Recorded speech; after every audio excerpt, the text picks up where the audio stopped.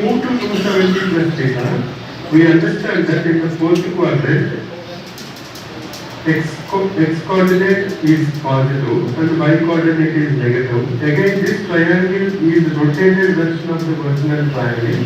That means AB will become switch to B comma A, and it will be B comma minus A. Now, let's go to next to 360 minus theta, which is clearly we can see that it's just a flipped version of the triangle. So A and B will remain the same. X coordinate will be positive in the first and the y coordinate will be negative. So it will be A comma minus B. So we can very clearly see that if the original angle theta is giving trigonometric ratios, cos of theta is A and sin of theta equal to B, then with respect to 90 minus theta, it became B comma A. With respect to 90 plus theta, it became minus B comma A. With respect to 180 minus theta, it became minus A comma B, so on. So, can we go ahead and now convert this A comma B back into cos theta sin theta so that we can understand cos of 90 minus theta is equal to, we can understand that cos of 90 minus theta is equal to B, which is nothing but equal to sin theta, and sin of 90 minus theta equal to cos theta.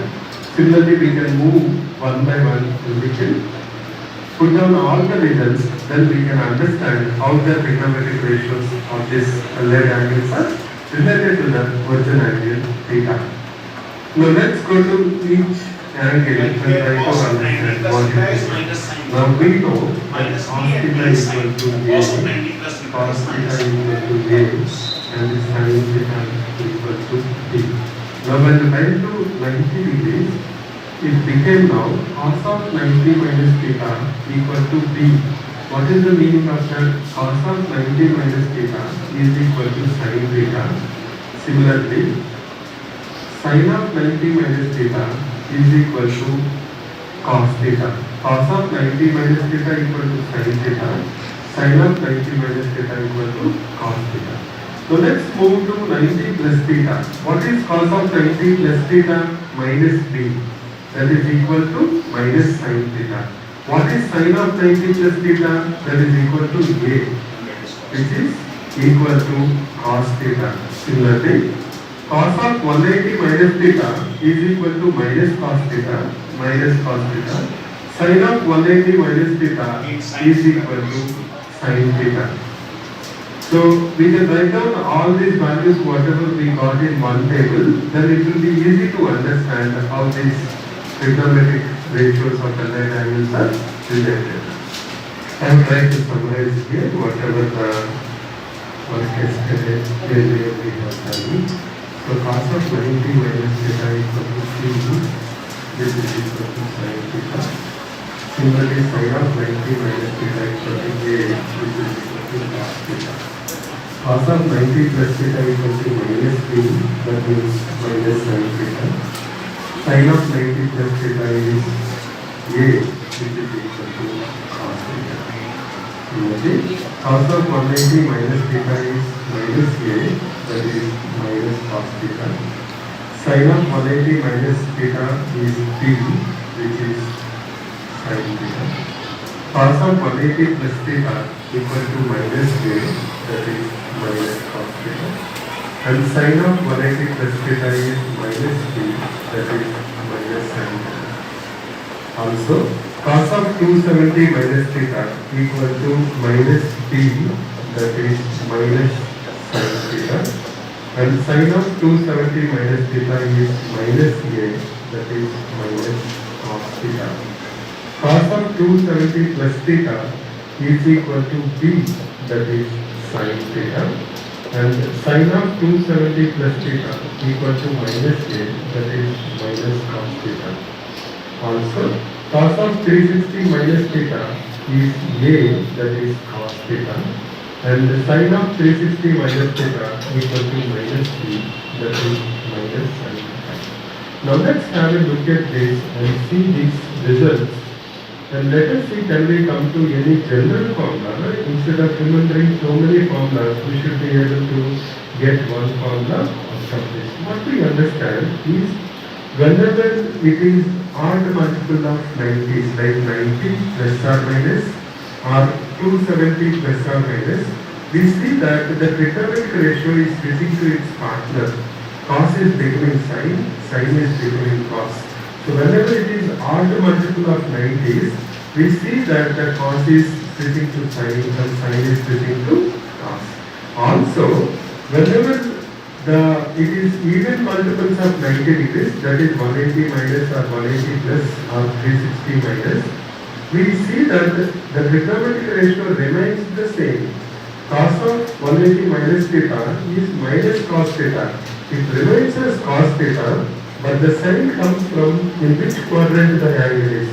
Here it is in 180 minus theta, that means it is in second quadrant between 90 to 180, in which cos is negative.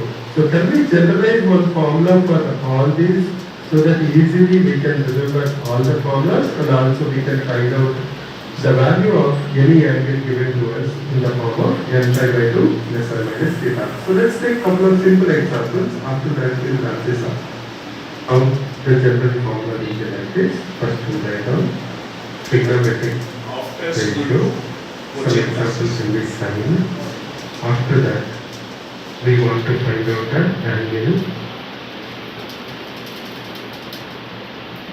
So in the form of, let's write it as n pi by 2 plus or minus theta.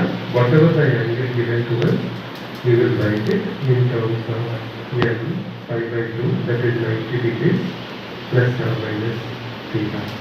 Now, the solution for this depends upon n is even or odd. So there are two scenarios.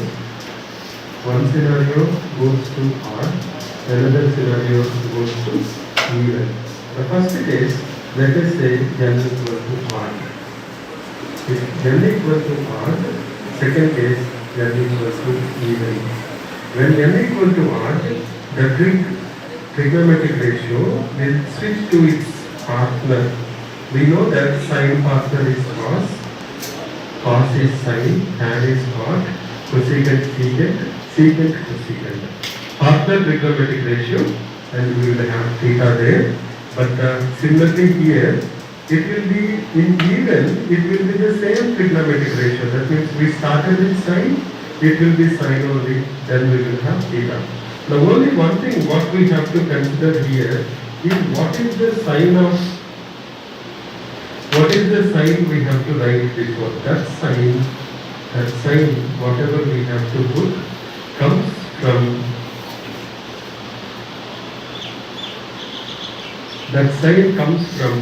in that particular quadrant, whether this trigonometric ratio is positive or negative. Let's take one example. I will try to summarize this again. Suppose we have been given a trigonometric ratio n pi by 2 plus or minus theta.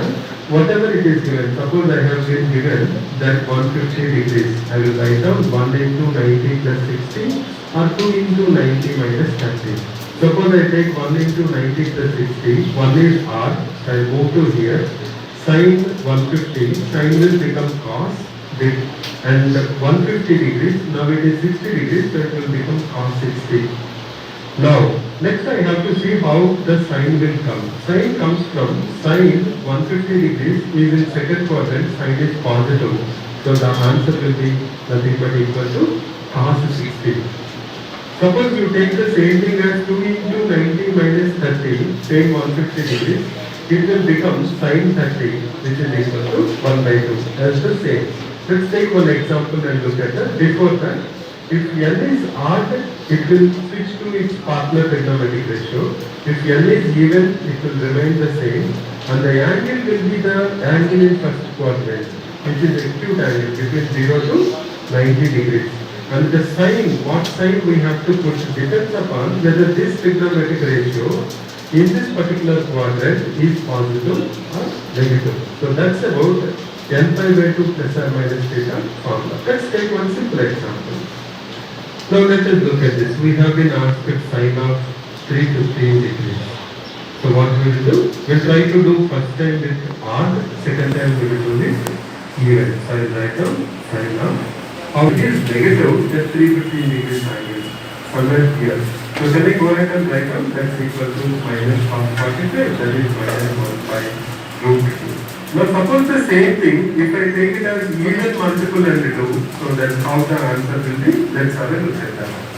So let's write down sin 315 only as sin 4 into 90 minus 45.